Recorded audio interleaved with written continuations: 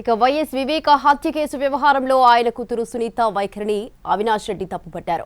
వివేకది murder for gain కావచ్చున్నారు. కానీ సునీత ఆ విషయాన్ని ఎందుకు ప్రశ్నించడం లేదని ప్రశ్నించారు. హత్యా స్థలం నుంచి కీలక ఆధారమైన లేఖ మాయమైందన్నారు. సాక్ష్యాలను నాశనం చేయడం చాలా పెద్ద నేరమన్నారు అవినాష్.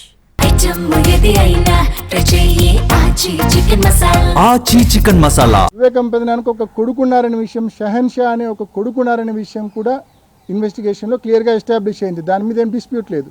మరి ఆ వారసుడికి కూడా భవిష్యత్తులో తప్పకుండా ఆయనకు సంబంధించిన ఆస్తి తప్పకుండా పోవాలి. మరి ఆ ఆస్తి పోవాలి కాబట్టి ఆ ఆస్తి పోకుండా ఉండడం కోసం ఇది మర్డర్ ఫర్ గెయిన్ అయి ఉండొచ్చు. మరి ఈ మర్డర్ ఫర్ గెయిన్ కోణంలో ఎందుకు విచారం చేయలేదని పొరపాటున కూడా మా సునీతకు అడగదు. సిబిఐని కానీ కోర్టును కానీ ఎవరిని అడగదు. డాక్యుమెంట్స్ థెఫ్ట్ గురించి అడగదు, మర్డర్ ఫర్ గెయిన్ గురించి అడగదు. కేవలం ఇర్రెలవెంట్ ఇష్యూస్ మాత్రమే సిబిఐ ముందు లేకుంటే కోర్టు ముందు అడగడం ఆనవాయితీగా మనం చూస్తూ ఉన్నాం. ఇవన్నీ ఎందుకు అడగదనేది నిజంగా ఒక $1 మిలియన్ క్వశ్చన్. నిజంగా లెటర్ దాచిపెట్టడం అనేది సీన్ ఆఫ్ క్రైమ్లో దొరికిన వాల్యుబుల్ పీస్ ఆఫ్ ఎవిడెన్స్.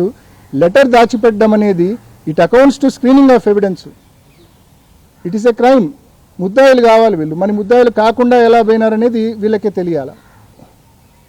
2021లో ఒక పెద్ద మనిషి, మన ఆంధ్ర రాష్ట్రానికి సంబంధించిన ఒక పెద్ద మనిషి మరి ఢిల్లీలో ఒక కీలకమైన పోస్టులో ఉండడము, ఆ పెద్ద మనిషి ఆశీస్సులతో అప్పటి సిబిఐ డైరెక్టర్ గారు నియామకం కావడము, ఆయనను మరి సునీతక్క అనేక సార్లు రెఫరెన్స్తో కలవడము, చంద్రబాబు నాయుడు గారు సునీతక్క కలిసి ఒక టార్గెటెడ్ ఇన్వెస్టిగేషన్ దిశగా ఈ కేసును తీసుకెళ్లడము, వారికి నచ్చిన వారిని మాత్రమే సిబిఐ పిలిచి విచారణ చేసింది. ఫర్దర్ ఇన్వెస్టిగేషన్ అడగాల్సిన సునీతక్క అవేమీ అడగకుండా ఇర్రిలవెంట్ సబ్జెక్ట్స్ అన్నీ కూడా అడుగుతూ, ఒకవైపు దస్తగిరి బెయిల్ క్యాన్సిల్ కాకుండా అడ్డుకుంటూ, దస్తగిరి బెయిల్ క్యాన్సిల్ కాకుండా దస్తగిరికి ఎంత ఉందో లేదో నాకైతే తెలియదు, కానీ సునీతక్క మాత్రం మేము హైకోర్టులో దస్తగిరి బెయిల్ క్యాన్సిలేషన్ పిటిషన్ వేస్తే వెంటనే హైకోర్టులో ఆమె ఇంప్లీడ్ అయ్యి లూథ్రాను పెట్టి వాదనలు వినిపిస్తుంది దస్తగిరి కోసం. ఏమిది అసలు? ఎందుకు దస్తగిరి బెయిల్ క్యాన్సిల్ అయితే మీకు వచ్చే నష్టం ఏమిటి?